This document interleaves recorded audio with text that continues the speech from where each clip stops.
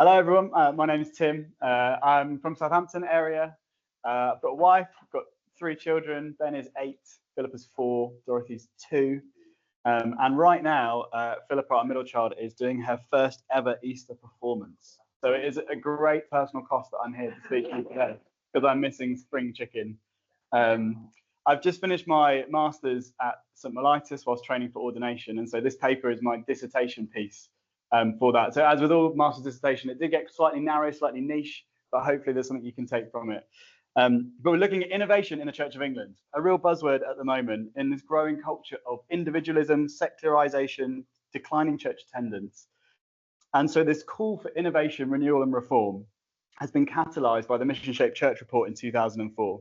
And since its publication, there's been this heightened commitment to innovative and new initiatives for the sake of mission. This growing emphasis on innovation within the church is also reflected in a broader cultural and academic interest in innovation. And there are now numerous resources and frameworks that may prove useful for analysing innovation in ecclesial context.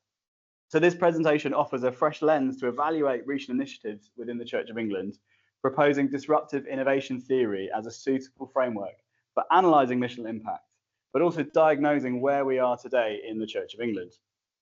So what is disruptive innovation theory and why have I chosen it?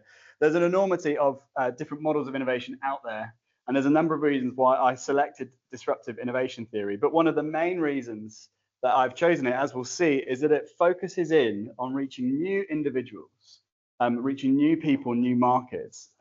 And so for that reason, it creates a model that naturally translates well into looking at mission and is therefore applicable in the ecclesial context. The theory of disruptive innovation was first formulated by Clayton Christensen in his book, The Innovator's Dilemma, first published back in 1997, but since then it's developed significantly. It maps notably smaller companies that provide often an inferior product offering and yet manage to cater to entirely new markets and ultimately achieve a mainstream breakthrough. There's 3 core elements identifiable in disruptive innovation theory that are worth noting. Firstly, and most importantly, is the distinction they draw between sustaining innovations and disruptive innovations. Sustaining innovations focus on improving products for the existing customers by responding to needs and market trends and allocating resources to areas with the most promising returns. Disruptive innovation, on the other hand, targets new markets instead of the existing customer base. It typically begins with products that might look inferior to the mainstream offering, but successfully reaches untapped audiences. Think the launch of the iPhone in 2007. This represented a sustaining innovation in the smartphone industry, but was a disruptive innovation in the laptop industry, giving people a new primary access point to the internet.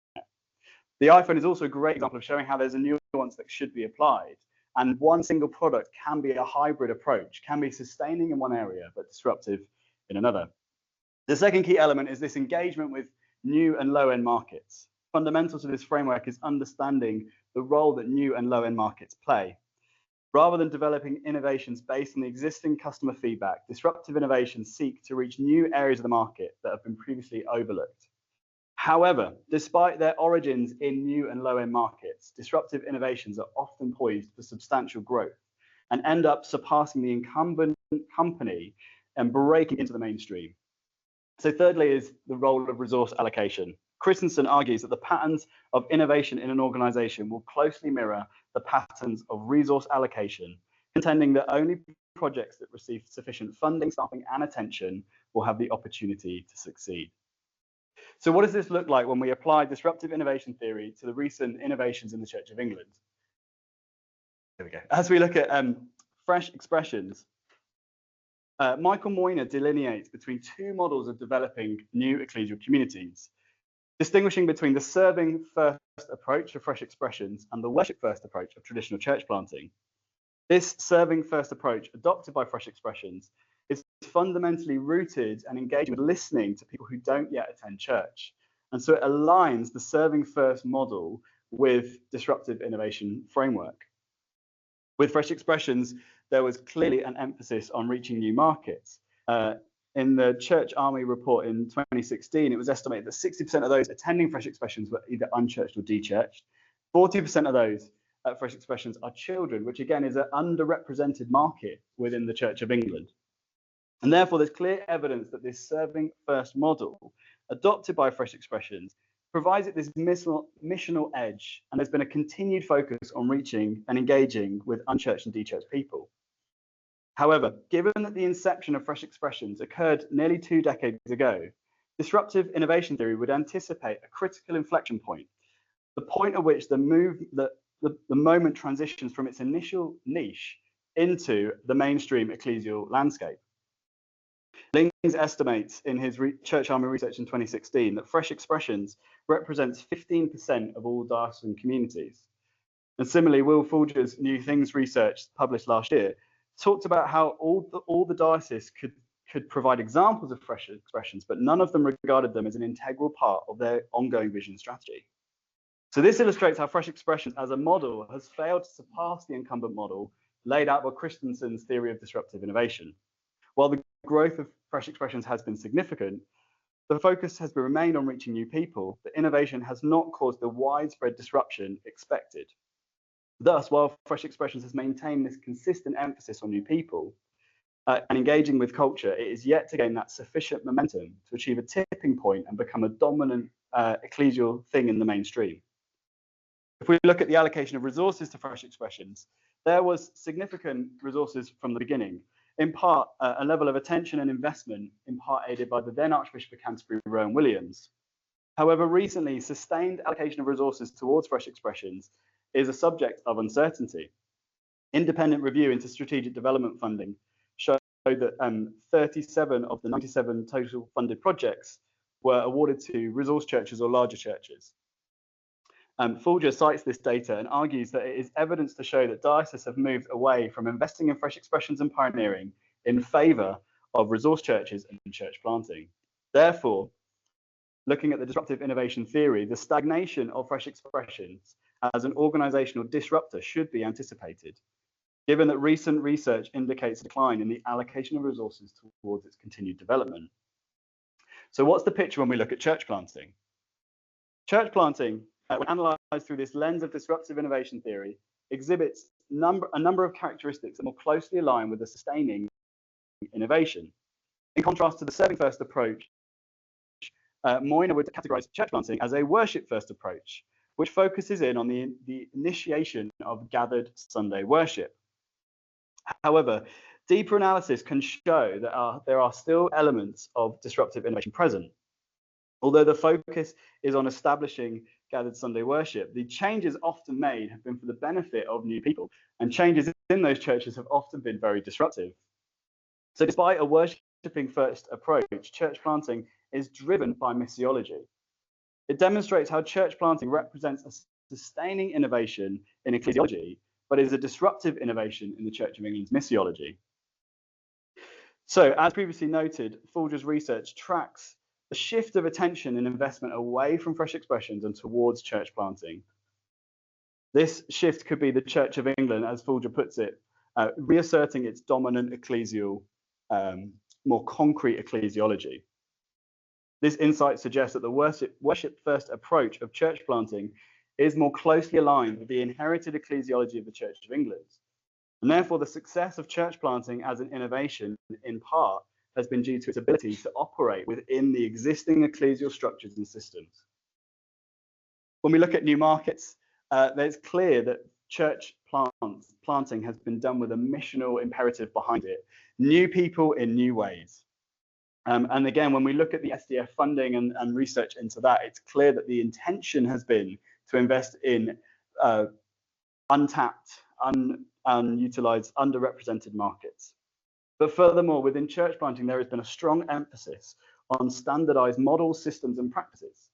This, again, aligns with disruptive innovation theory that looks at a focus more on new models over new products. And it stands in a stark contrast to the more organic approach taken by the Fresh Expressions. When we look at resource allocation, it's clear that there's significant resources have been allocated towards church planting and resource churches. Between 2014 and 2020, the number of resource churches grew from 6 to 85.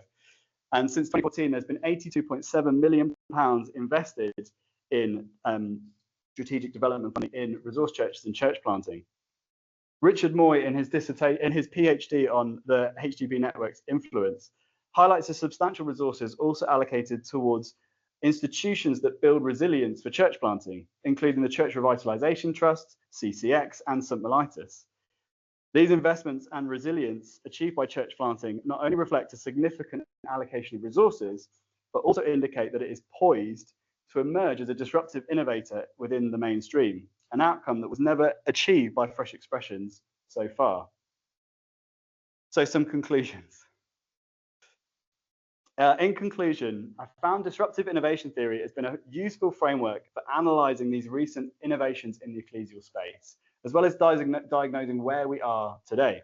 The distinction between sustaining innovation and disruptive innovation keeps a focus on innovation that reaches new people, and it has a synergy with missional ecclesiology that ensures that renewal and reform are rooted in the church's core mission to reach new and marginalised groups. However, applying this framework to the ecclesial analysis has to be approached with caution, ensuring that disruption caused by innovation doesn't stretch our ecclesiology too far. Fresh Expressions has functioned as a disruptive innovation within the Church of England by challenging traditional ecclesial practices through its serving first approach and its focus on networks and interest groups. Yet it's almost been that this approach has proven too disruptive to the Church of England. The inability to maintain a widespread institutional momentum can be attributed in part to the fact that while it serves as a valuable disruptor in missiology, it proved too disruptive to the traditional Anglican ecclesial practice. On the other hand, when we look at church planting, on the surface it resembles a sustained innovation. The worship first approach refines Sunday worship, focuses on the gathered expression of a Sunday church. And this reflects sustaining innovation. However, a more nuanced exploration reveals that there are clear elements of disruptive innovation. There's evidently a strategic focus on reaching new individuals, and there's been a strong emphasis on models and systems, illustrating a concerted effort to reach new demographics. The substantial investment in resource churches, notably within the HDB network, highlight the institutional support and resource allocation. However, despite the success and substantial funding, the resources utilized particularly by the HDB network does raise questions about scalability and broader applicability. When we analyze through the lens of disruptive innovation theory, a key distinction between fresh expressions and church planting becomes evident. Church planting has moved closer to achieving a widespread institutional adoption, and this trajectory aligns more with Christensen's notion of disruptive innovation. One central reason for this is that while church planting represents a sustaining innovation for the Church of England's ecclesiology, it simultaneously serves as a disruptive innovation in missiology. This hybrid approach has enabled church planting to garner significant institutional support, surpassing Fresh Expressions in its overall organisational impact. Therefore, future innovations that prioritise ecclesiological alignment, focusing on the worship-first approach, while simultaneously incorporating creative missional innovations, may gain wider and faster adoption. Given the clear direction set out by the Church of England's vision statement, its future hinges on its capacity to balance sustaining tradition while fostering disruptive, innovative new approaches to church and mission. Thank you.